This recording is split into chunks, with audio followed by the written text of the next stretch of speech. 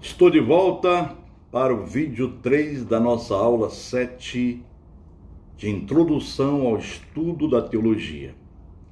Continuando aqui sobre a teologia pastoral, que é o segundo nível de teologia.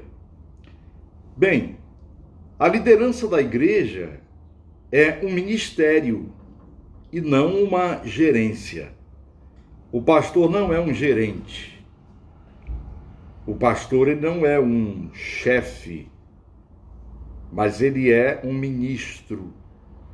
Portanto, ser ministro implica em serviço, servir a comunidade de fé.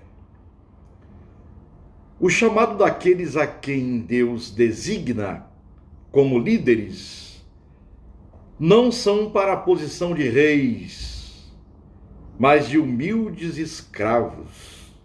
O apóstolo Paulo, em suas epístolas, algumas delas, ele se pronuncia, por exemplo, a Filemon, me lembro agora de outras epístolas, como doulos.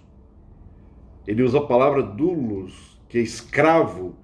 Ele não era mais escravo do pecado, das suas próprias paixões, mas agora ele era escravo de Cristo.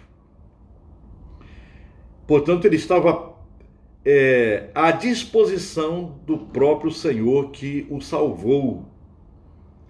E a posição de Paulo não era para assumir nenhum reinado. Portanto, era uma posição de humilde escravo. O chamado, vou repetir que o chamado daqueles ou daquelas a quem Deus designa como líderes não são para a posição de reis, mas de humildes escravos, não de celebridades refinadas, mas de servos trabalhadores. Os que forem liderar o povo de Deus devem, acima de tudo, ser um exemplo de sacrifício, devoção, submissão e humildade. Não é o sacrifício de morrer pela comunidade de fé, mas é uma forma de entrega incondicional, de forma devota, de forma a se cumprir aquilo que em João 4:24 diz que Deus procura adoradores e submissos sempre à vontade do Senhor com humildade. O servo não é aquele que anda na frente do Senhor, mas anda atrás. É o que disse o próprio Cristo: aqueles que quiserem vir após mim, não na minha frente, mas após mim. Negue-se, aquele que quiser vir após mim, negue-se a si mesmo, tome a sua cruz e siga-me. Tomar a cruz aqui significa assumir o compromisso com sacrifício, com devoção, com submissão e humildade. Jesus mesmo, ele deu o exemplo quando se abaixou para lavar os pés dos discípulos, uma tarefa que costumava ser cumprida pelo menor dos escravos. Você sabia? Lá em João 13. Se o Senhor do universo fez isso, nenhum líder da igreja tem o direito de se considerar elite pastoral. A teologia pastoral situa-se a meio caminho entre a reflexão existencial contextualizada e a teologia acadêmica. Essa denominação abarca um campo imenso de responsabilidades, que vai desde a reflexão sobre a ação na comunidade eclesial concreta, passando pelos cursos de cultura religiosa e teologia para leigos, até a disciplina específica no curso acadêmico de teologia. A teologia pastoral apresenta lógica de ação refletida ao mesmo tempo concreta, profética e impulsionadora da evangelização, onde os serviços não se concentram apenas no pastor, mas também em grupos específicos. A teologia pastoral é a teologia prática, é a teoria elevada à concretude. Assim ela vai se configurando como uma benfeitoria para a existência de uma realidade que seja mais humana, a partir da difusão da Boa Nova de Jesus Cristo, a Boa Nova do Evangelho.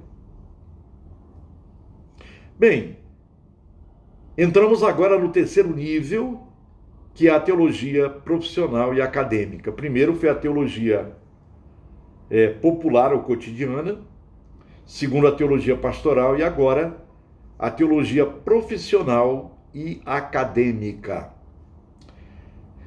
Este é o terceiro nível da teologia denominada profissional, que denota as exigências de qualquer pensar elaborado na complexa sociedade moderna, sendo um trabalho bem elaborado, com lógica, não deixa de ser dinâmico esse labor. Houve um tempo em que as pessoas da igreja, de uma forma assim geral, pensavam que estudar teologia, entrar para uma academia teológica, era ensino de homens, era obra da carne. Isso já aconteceu comigo, já deve ter acontecido com você, de alguém afirmar que isto é ensino lá na academia, tem ensinos de homens e não de Deus. Mas é uma bobagem, porque lá no próprio livro dos Atos está escrito lá que Deus concedeu uns para pastores, outros para profetas, outros para mestres, outros para doutores, a fim de que o corpo de Cristo ele cresça. Portanto, mesmo que seja uma teologia profissional e acadêmica, significa que é um trabalho bem elaborado, e sendo bem elaborado, não deixa de ser dinâmico esse labor, de forma nenhuma. E somente assim articula com os dois internos de seu processo teórico. Aliás, momentos internos que nós já vimos em outras aulas, que é o auditus fidei e o intellectus fidei. Dois momentos internos do processo teórico de teologia. É o auditus fidei, que é ouvir, ruminar, para depois especular, para depois fazer teologia, que é o intellectus fidei, é usar a razão pensante. A teologia profissional e acadêmica, ela tem níveis também. Repetindo, o primeiro nível da teologia é o cotidiano ou popular, o segundo é pastoral ou poimênico, e o terceiro nível é o acadêmico. E dentro da teologia profissional e acadêmica, nós encontramos aí o bacharelado, a especialização, que é uma pós-graduação lato sensu, e o mestrado e o doutorado, que é uma pós-graduação stricto sensu. Pratica-se tal teologia acadêmica em espaço formal de ensino, institutos teológicos, seminários e faculdades de teologia. Compreende os graus acadêmicos de curso seminarístico, bacharelado, mestrado, doutorado e livre docência. O aluno terá aprendido teologia se no final do primeiro grau de teologia, que é o bacharelado, estiver capacitado para realizar uma síntese dos elementos centrais do edifício teológico, e se ao ouvir, qualquer nova reflexão, souber situá-la em quadro de referência maior. Deve ser capaz de elaborar teologia pastoral em nível ao menos elementar. O mestrado e o doutorado destinam-se a ampliar o leque de conhecimentos e a levar o aluno a penetrar no interior das regras do discurso teológico no instrumental de elaboração de sua prática teórica. Formam, portanto, assim, pesquisadores na área de teologia, professores universitários e assessores especializados para a pastoral. E ao final do curso, o aluno deverá ser capaz de ensinar e fazer teologia no nível acadêmico.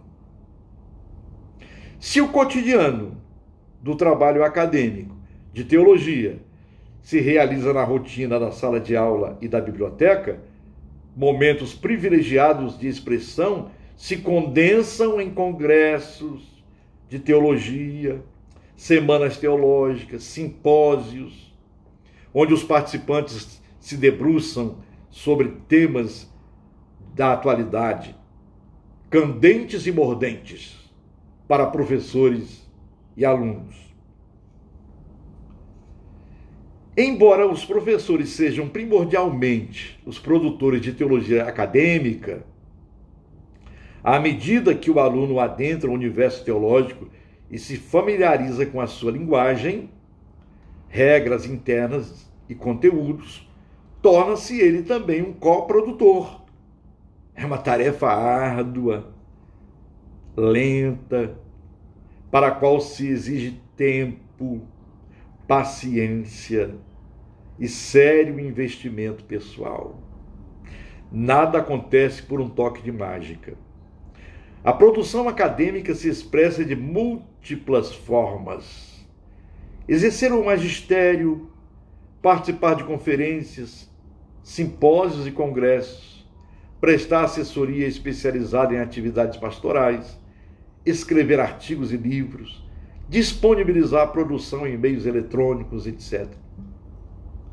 Portanto, é muito ampla assim, as múltiplas formas para se exercer a teologia. Então, quero finalizar este terceiro vídeo da aula 7, para retornarmos no quarto vídeo e finalizarmos a aula 7. Ok? Um grande abraço a todos, até lá então.